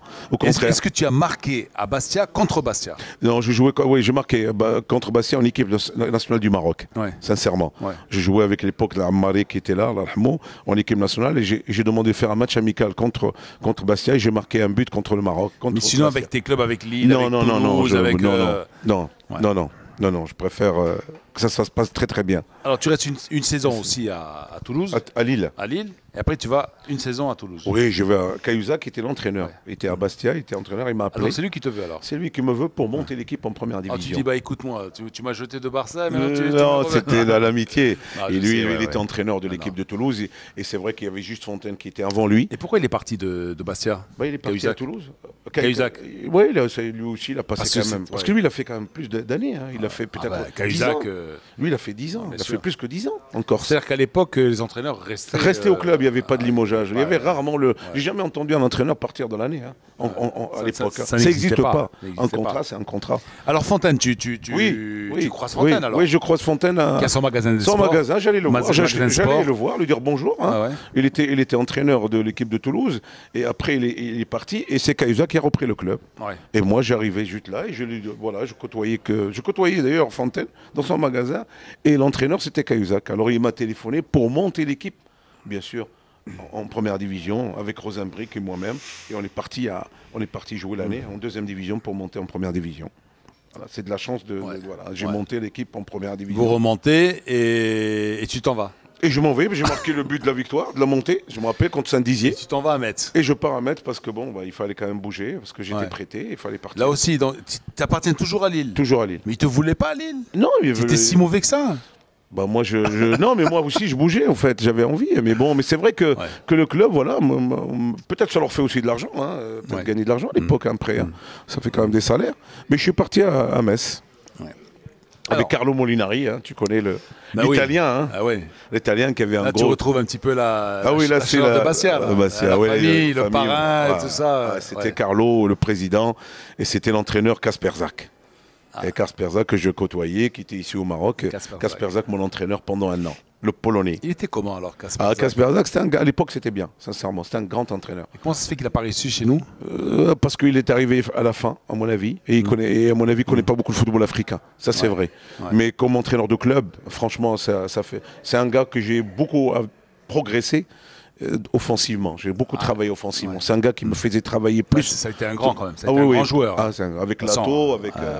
je ne vais pas dire les noms de Polonais. Ça a été un grand joueur de la Coupe du Monde déjà... 78. 74, 78. Donc, avec les grands noms de football polonais. Et j'ai la chance de faire une année exceptionnelle avec lui.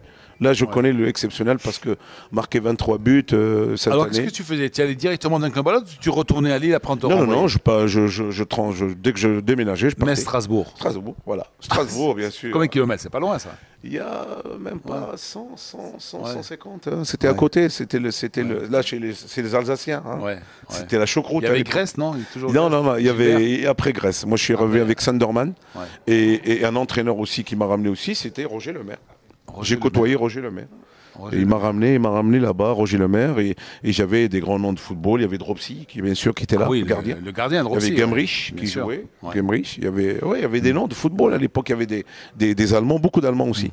Beaucoup d'Allemands parce que c'était frontalier. Alors Lemaire, on l'a beaucoup critiqué ici. Oui. On dit qu'il était antipathique, qu'il n'aimait pas les journalistes. Moi, je suis pas de cet avis parce que j'ai eu quand même la chance de connaître. Oui, de le connaître un peu plus, je dirais, quand il était là, à ses débuts. C'est quelqu'un de très cordial, de très jovial, qui aime plaisanter, qui aime... La rigueur parce qu'il était... La rigueur, bien sûr, mais c'est quand même quelqu'un d'humain, quoi. Pas moi je trouve qu'on fait toujours... on dit toujours des choses qu'on ne connaît pas la personne. Voilà. C'est pour ça que se voit, il faut mieux la connaître. Quand tu la connais, tu ne dis pas la même chose. C'est pour ça que personne ne la connaît. C'est sûr qu'il arrive sur la fin. C'est vrai, il était en Tunisie, il a passé des moments. Il arrive ici, ça n'a pas marché. Mais c'est pas dit qu'il est mauvais, puisqu'il était champion du monde quand même avec Aimé Jacquet. Et, il était champion du monde, il avait l'équipe champion d'Europe, bataillon de Joinville pendant des années. Et je trouve que c'est quelqu'un qui, c'est vrai, moi je dis qu'ici il est venu, c'est pas le bon moment pour lui, honnêtement. Nous on n'était pas bien, et lui il est arrivé de la Tunisie où il avait de mauvais rapports à la fin, mais c'est pas un mauvais gars. La preuve, il est toujours apprécié en fédération, voilà. Alors, Metz, Strasbourg, tes meilleurs souvenirs à Metz, c'était 23 buts, c'est une famille, j'étais heureux. Tu as marqué avec Metz ou... À Metz, j'ai marqué contre Nantes. Contre Nantes, contre toutes les équipes, parce que 23 buts, je crois, comme j'ai marqué de partout. Contre Chocho avec Anziani, avec Philippe Anziani. Ancien cafiste. Cafiste que j'ai côtoyé, que j'ai connu. Formé par Titi, par Théo. Et je côtoyais ça. Et c'était Kraussi qui était président et directeur technique à l'époque. Voilà, mais c'était une année exceptionnelle. 23 buts, des matchs où je marquais 2 buts à domicile qu'à l'extérieur. Strasbourg, tu marques un peu moins. Un peu moins, j'étais blessé. Tu joues moins. J'avais un petit ménisque. J'étais opéré à l'époque, je ne pouvais pas jouer. J'ai pris un peu tôt et c'est vrai que c'était une année compliquée.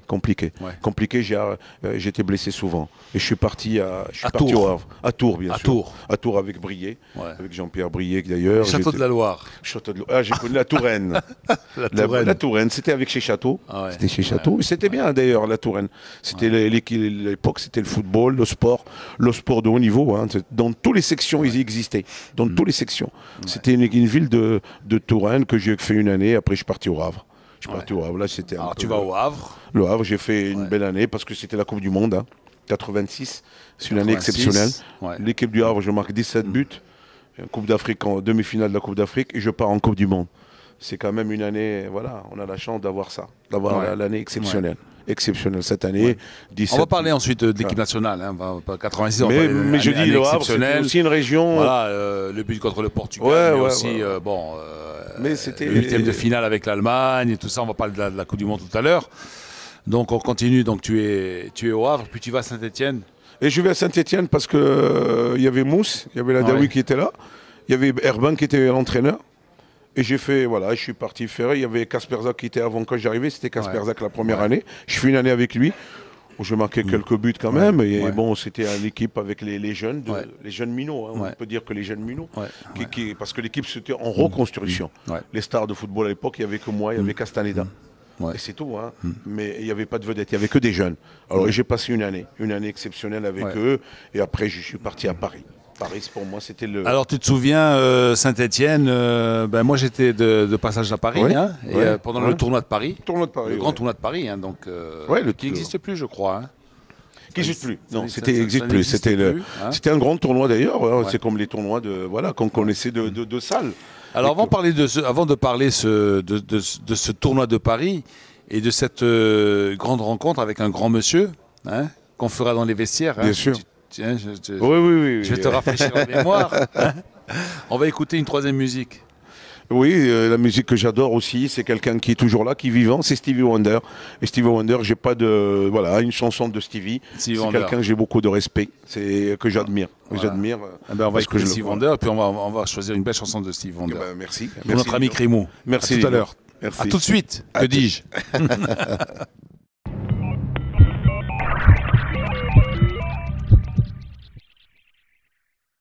Voilà, c'était donc Stevie Wonder avec You're the Sunshine of My Life. Oui, Stevie Wonder qui est venu à Mawazine au Maroc et ça fait plaisir parce que un grand chanteur comme ça venir au Maroc. 72 millions de disques vendus, 22 Grammy Awards.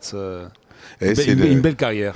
Une belle carrière et ça continue quand même. Longue vie à ce bonhomme. C'est le Crémou de la chanson. J'adore. Ouais, c'est le Crémou de la chanson. Ouais.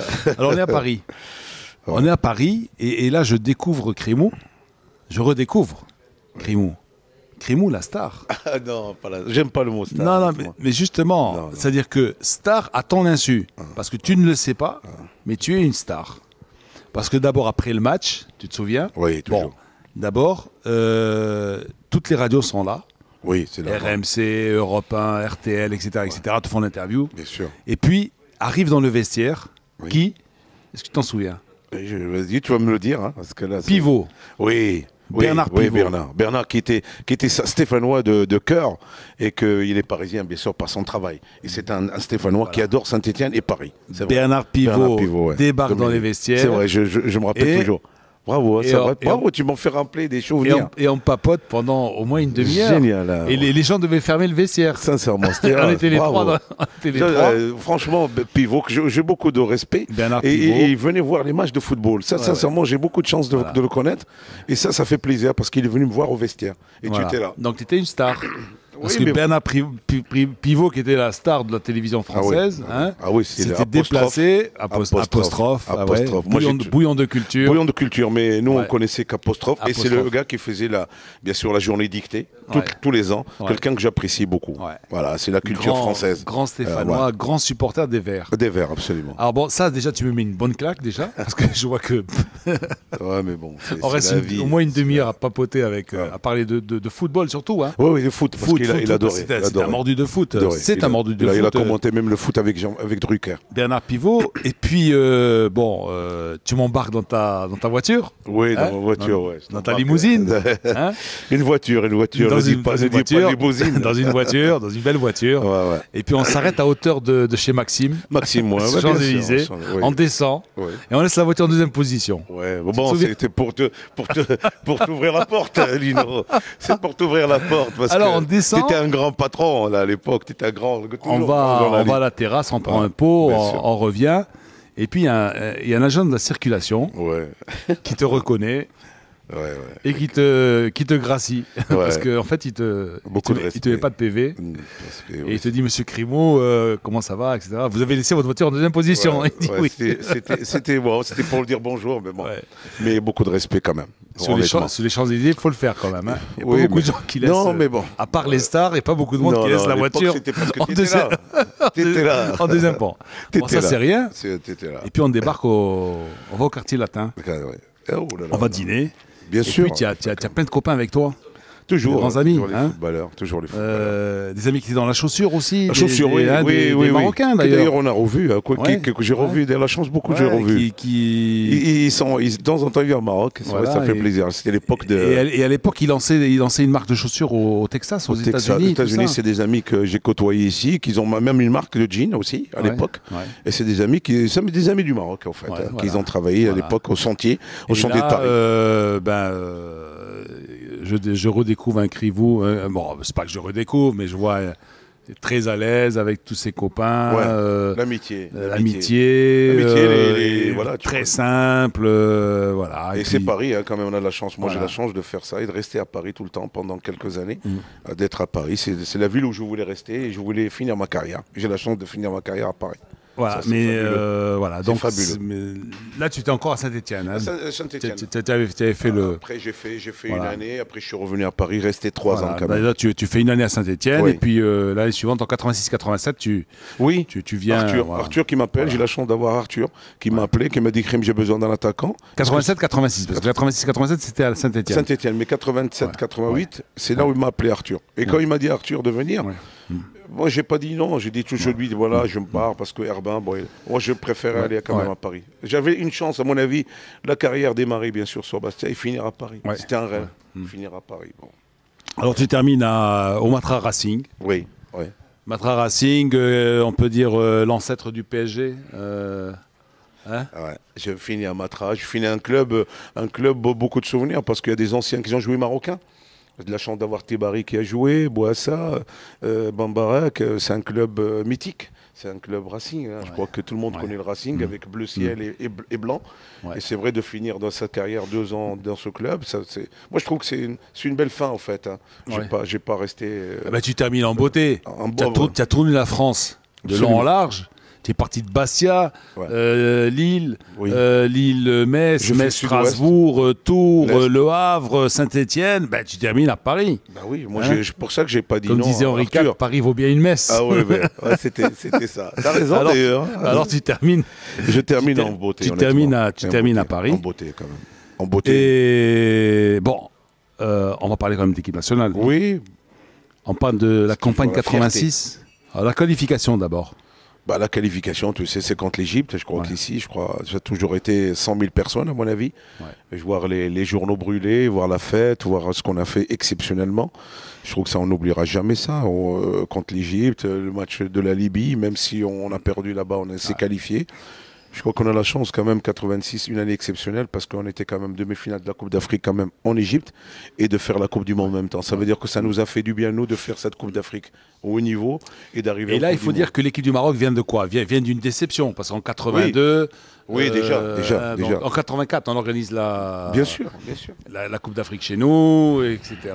Donc on échoue en demi-finale. Non, en 88 déjà, mais je veux dire en 86, on est quand même demi-finaliste. Et en 86, on est demi-finaliste quand même contre une équipe qui est l'Égypte, qui est finaliste de la coupe, qui a gagné la coupe. Mais on vous attendait pas là, tu vois ce que je veux dire ? Non, parce que... On vous attendait pas en 86, on vous attendait pas en demi-finale de la CAN. Et sincèrement, on pouvait même aller en finale si on gagne, on gagne le Cameroun. Parce que si on gagne le Cameroun 1-0, on ne joue pas contre l'Égypte en demi-finale.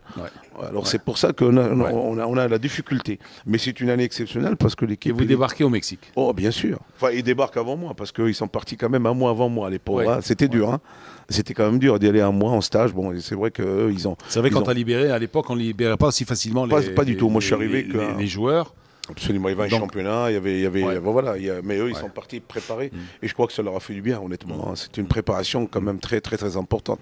C'est pas une Coupe d'Afrique, c'est une Coupe du Monde. L'ambiance de cette équipe du Maroc a été magnifique. J'ai jamais vu ça de ma vie. Le staff, Faria. Le staff, Faria, Jorvan. Hein. Faria, Jorvan. Les matériels. Et je vois, lorsque vous vous retrouvez, on s'est vu, et récemment encore à Marrakech. Voilà, justement. Quand les anciens vous faites vos matchs de gala, vos matchs de bienfaisance, et surtout, il faut skier, c'est-à-dire vous n'oubliez jamais d'inviter Faria, oui, non, parce que... qui est toujours là avec vous. Et je vois encore, c'est le père et ses enfants. Hein, Et d'ailleurs, toujours là, hein, je veux dire, même malgré tous les problèmes qu'il a sur le bonhomme, il adore le Maroc, il est resté au Maroc. Ça veut dire qu'on est obligé de faire ça. Je trouve que c'est une obligation. Ouais. C'est quelqu'un qui a donné. Et qui a donné pour l'équipe des phares et l'équipe du Maroc. Alors c'est quelqu'un qu'on rend toujours hommage, parce que dans la vie, il ne faut pas oublier qu'il y a l'amitié, il y a beaucoup de choses qu'on a passées en commun. Parce qu'on a passé des choses en Alors commun. vous vous qualifiez pour la Coupe du Monde, Ouais. le tirage au sort, et vous retrouvez Pologne, Portugal, Angleterre. Qu'est-ce que vous vous dites? Franchement, à mon avis, eux, ce qu'ils ont dit. Toi, personnellement, qu'est-ce que tu te dis, toi? Je dis, voilà, si on peut arriver à passer le tour, à les exploser, de gagner, de faire un exploit, ça serait très bien pour nous. Non mais attends, mais sincèrement, mais contre la quand Pologne, tu vois le tirage au sort, tu te dis, ça va être dur. C'est dur. Ah, Parce c'est que la dur, Pologne, quand même. ouais, parce qu'on dit Pologne-Boniac, on dit l'Angleterre, Wilkins, hein. Voilà. Portugal. Et tu dis Portugal, c'est le footré, c'est les grands noms de football. Tu veux pas, tu sais, Gomez, c'est des. Tu te dis, on va essayer de faire de notre mieux sur les 3 matchs. Et après. Moi, je dis toujours, il faut toujours passer le cap. Pourquoi? Représenter ton pays bien. Ça veut dire qu'il n'y a pas des cartons, il n'y a pas. Premier match nul. Premier match pour bien sûr. Premier match Pologne avec Minarzik dans le but, Boniak au milieu de terrain. Jouer avec son frère, ça fait du bien. Avoir son frère à côté, c'est vrai que tu magnifique. joues avec ton frère. Ouais. Ça fait du bien d'avoir quelqu'un de ma famille à côté. Ouais. Et de jouer avec Tu sais que ça c'est pas donné à tout le monde. Hein. Non, j'ai la chance d'avoir mon frère. C'est pas donné à tout le monde de faire un match de Coupe du Monde avec son frère. Hein. Son frère. Et je te dis encore plus, le scoop, c'est de faire quand ils ont tiré le tirage au sort pour tout ce qui est, comment on dit, tout ce qui est, comment on appelle ça, le dopage. J'ai tombé, moi et mon frère. Ah bon, C'était génial. C'était, voilà, le 11 et le 11 et le 9. Ouais. C'était le 11 et le 9, il nous a appelés. Mais c'est vrai de jouer avec son frère et avoir un Boniek au milieu de terrain. La star de football. Alors vous faites match nul. Ouais, 1-0-0. Vous dites, bon, c'est pas mal, c'est bien. Qu'est-ce que vous dit, Faria? Bien. Bien, on peut faire mieux, mais bien. Ça veut dire que. Ah, tu dis, vous pouvez faire mieux. Oui, bien sûr. Et donc vous faites un autre match nul. Et on fait avec l'Angleterre. Avec l'Angleterre. Alors l'Angleterre, c'était difficile. Alors, qu'est-ce qu'il vous dit avant le match? Garder le cap, garder ce qu'on fait, déjà la qualité de jeu, de jouer au football. Il faisait chaud, c'est vrai, il faut gérer un match de football. Il faut penser que l'équipe de l'Angleterre, bon, on peut Qu'est-ce pas. que vous dites, les Anglais, c'est une équipe comme une autre? Non, voilà, Lineker. Quand tu as un Lineker, quand même, tu t'imagines. Il ne peut pas vous dire c'est une équipe comme une autre. Non, mais sincèrement, il a toujours fait ça. Il a toujours cru en nous.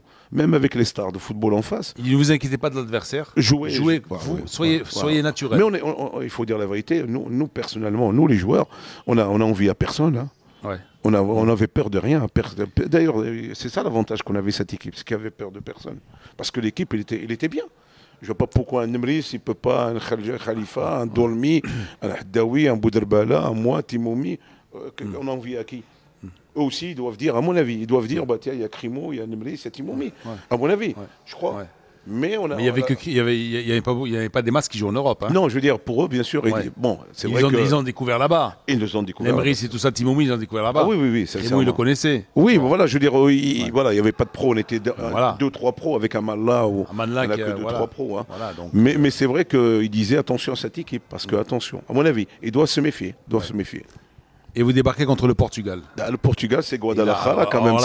C'est un terrain que l'équipe nationale, le Maroc, il connaît. Je crois que Najib, que je vois là, que je salue, il connaît ça. Il a fait. Je veux dire, tu vas à Guadalajara, tu vas dans un stade mythique, et tu joues contre une équipe, le Portugal. Ouais. Qu'est-ce qui peut t'arriver? Rien. Il faut jouer au football. Alors qu'est-ce que vous dites? Vous dites, bon, de toute façon, aujourd'hui, rien ne peut nous arriver parce que finalement, bon, on n'a rien à perdre. Ça y est, on a fait 2 matchs nuls. On n'a rien à perdre, on a fait 2 matchs nuls et puis on va voir qu'est-ce qui va se passer. Ah oui, on a dit. Est-ce que vous l'avez préparé différemment ce match? Sincèrement, on a dit peut-être au Portugal, on peut faire quelque chose ensemble, les gars, parce que un match nul peut-être vous pouvez passer, mais je crois qu'à mon avis ils voulaient pas. Ils voulaient gagner. À mon avis, ils voulaient gagner. Ils étaient sûrs qu'ils vont gagner. À mon avis, ce que j'ai ressenti dans les joueurs de Portugais, ça veut dire que cette équipe-là, on va la gagner. Ouais. Mais ils n'ont pas oublié quand même qu'on a pendant 2 mois, on était au Mexique, on travaillait. Et on a fait un très, très, très grand match quand même contre le Portugal. Je crois qu'un des meilleurs matchs de la Coupe du Monde. Parce que c'est quand même 2 buts de Khairi. Ouais, c'est le rêve. Quand tu vois une reprise de volée, quand tu vois la manière, voilà, un joueur qui était remplaçant et qui est rentré tout de suite dans l'équipe, puisqu'il était que remplaçant. C'est ça l'avantage de cette équipe. Ton but, comment qu'il arrive? Il arrive avec un super passe à 10 des joueurs de football, de Zaki pendant les 2 joueurs. Tous les 2 joueurs, ils ont touché ce ballon.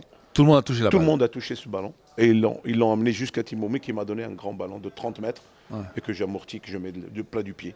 Ouais. C'est un truc que j'adore, c'est un truc, voilà. Mais voilà, c'est un but magique. À ce moment-là, qu'est-ce que tu te dis? J'ai marqué un but en Coupe du Monde. Je dis honnêtement, dans ma carrière est terminée en équipe nationale. Je suis fini la Coupe du Monde, je marque un but. Voilà, le pays il est fier. Salut, au revoir. Ouais, voilà, c'était vraiment, sincèrement, pour moi, c'était adieu. Parce que c'était le rêve de quelqu'un de finir une Coupe du Monde, de finir sur une Coupe du Monde. Alors vous êtes qualifié. Oui. Est-ce que l'ambiance change autour de l'équipe?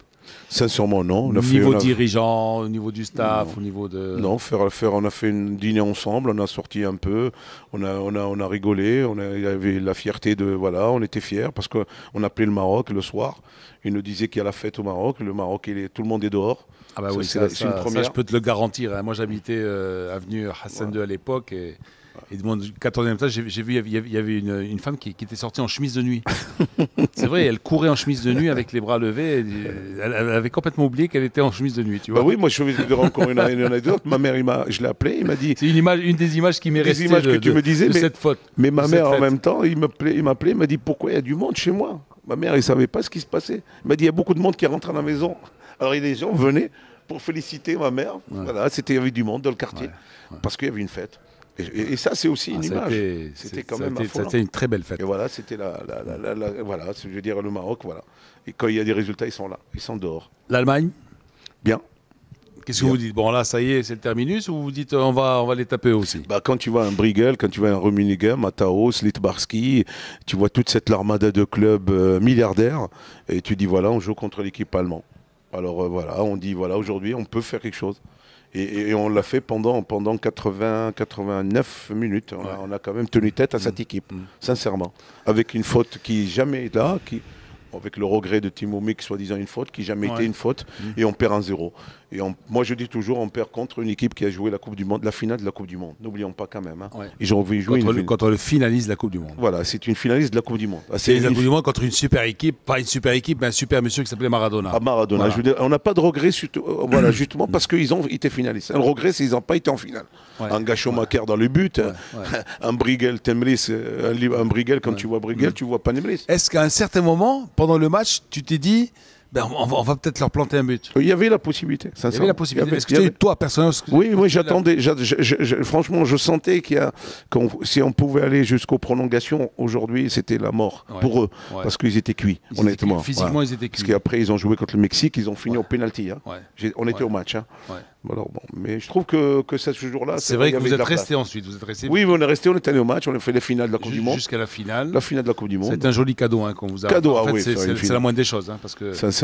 C'était quand même la première équipe africaine à bien sûr. À franchir la phase de groupe. C'était bien, rester au Mexique. Bon, c'est vrai que le final de la Coupe du Monde, être au stade, quand même, c'est le rêve pour les joueurs. Amateurs pour moi, parce que c'est pas des pros, hein, le Maroc, c'était vraiment amateur. Mais on a passé quand même le cap. À mon avis, c'est très bien passé.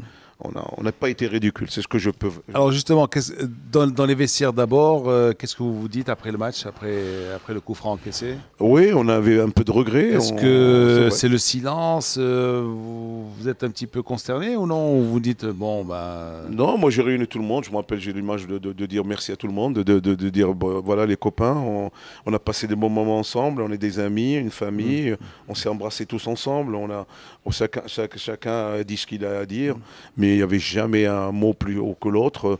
Un coup franc est rentré, on ne peut pas dire la faute de tel ou tel. On a perdu tous ensemble, on rentre ensemble et on est rentré ensemble d'ailleurs. Comme on a fait les deux matchs avec la Pologne et l'Angleterre, on a battu le Portugal.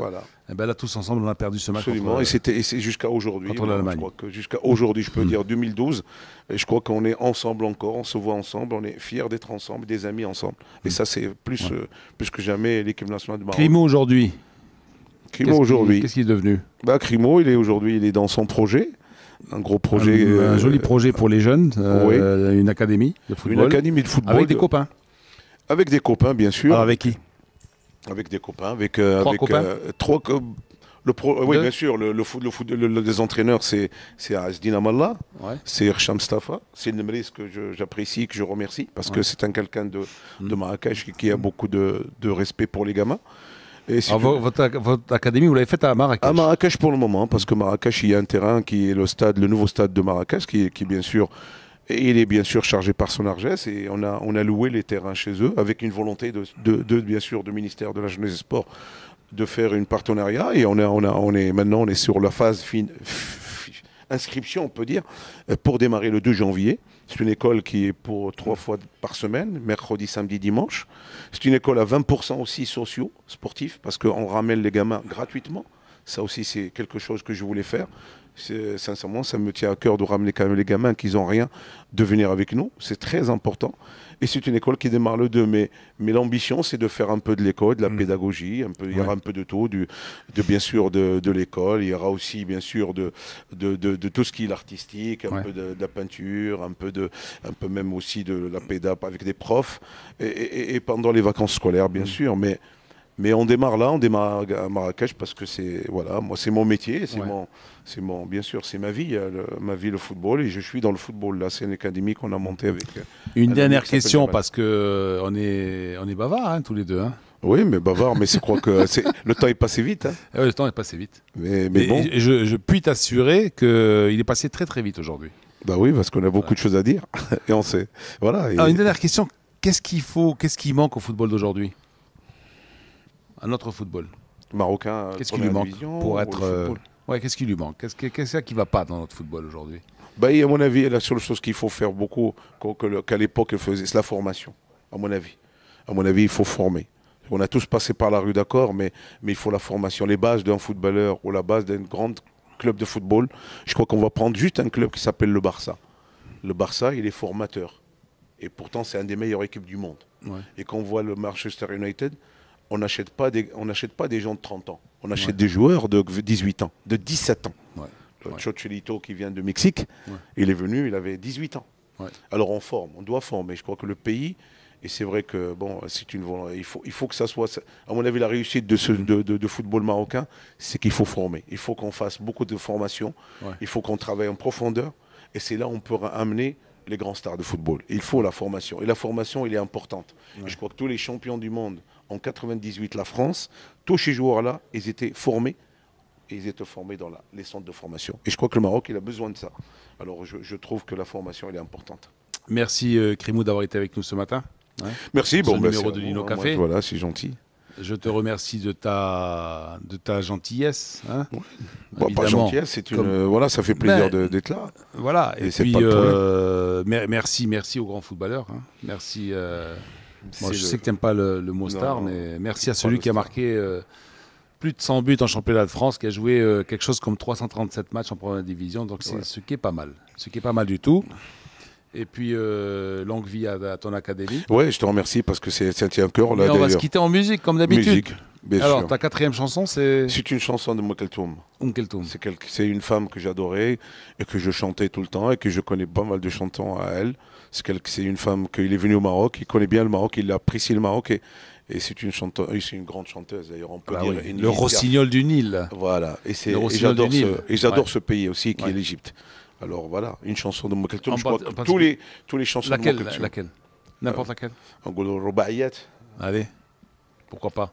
Voilà. Puisque aujourd'hui tu peux choisir. Voilà, j'ai fait. En tout cas, je te remercie. Merci Krimou. Merci. Merci beaucoup. Ça a été un plaisir de t'avoir avec nous ce matin. Merci. Merci.